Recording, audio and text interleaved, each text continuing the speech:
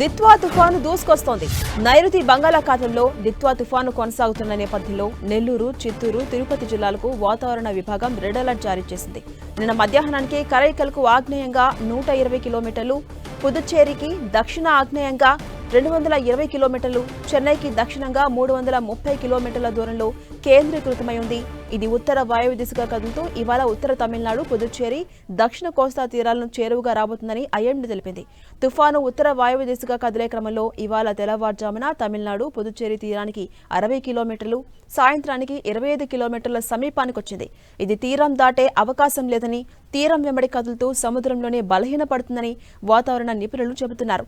ఇవాళ సాయంత్రం వరకు తుఫాను తీవ్రత కొనసాగి తర్వాత వాయుగుండంగా బలహీనపడుతుందని అంచనా వేస్తున్నారు. ఇటు తుఫాను ప్రభావంతో రాబోయే 3 రోజులు రాష్ట్రంలోని పలు ప్రాంతాల్లో విస్తారంగా వర్షాలు కురిసే అవకాశం ఉందని అమరావతి వాతావరణ కేంద్రం వెల్లడించింది. ఇవాళ నెల్లూరు, చిత్తూరు, తిరుపతి జిల్లాల్లో భారీ నుంచి అత్యంత భారీ వర్షాలు కురిసే అవకాశం ఉంది.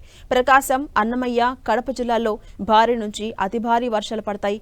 ఇక అనంతపురం, శ్రీ సత్యసాయి, కర్నూలు, నంద్యాల, పల్నాడు, బాపట్ల, గుంటూరు జిల్లాలో భారీ వర్షాలు కురిసే అవకాశం ఉందని తెలిపింది.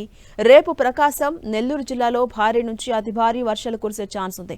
కోనసీమ, తూర్పుగోదావరి, పశ్చిమ గోదావరి, ఏలూరు, ఎన్టీఆర్, కృష్ణా, గుంటూరు, పల్నాడు, బాపట్ల, తిరుపతి, అన్నమయ్య, కడప జిల్లాలో భారీ వర్షాలు కురవచ్చని తెలిపింది. ఇక మంగళవారం బాపట్ల, ప్రకాశం, నెల్లూరు జిల్లాల్లో భారీ వర్షాలు కురుస్తాయని అంచనా వేస్తోంది. మిగిలిన ప్రాంతాల్లో తేలికపాటి నుంచి ఓ మోస్తరు వర్షాలు పడొచ్చని, తీరం వెంబడి గరిష్టంగా గంటకు 80 కిలోమీటర్ల వేగంతో ఈదురుగాలులు వీయొచ్చని తెలిపింది. ఇక సముద్రం అలజడిగా మారిన నేపథ్యంలో రేపటి వరకు మత్స్యకారులు వేటకు వెళ్లకూడదని విశాఖలోని తుఫాన్ హెచ్చరికల కేంద్రం అధికారులు సూచించారు. కృష్ణపట్నం పోర్టుకు 3వ నంబర్, విశాఖపట్నం, మచిలీపట్నం, నిజాంపట్నం, గంగవరం, కాకినాడ పోర్టులకు 2వ నంబర్ హెచ్చరికలను కొనసాగిస్తున్నారు వాతావరణ శాఖ అధికారులు.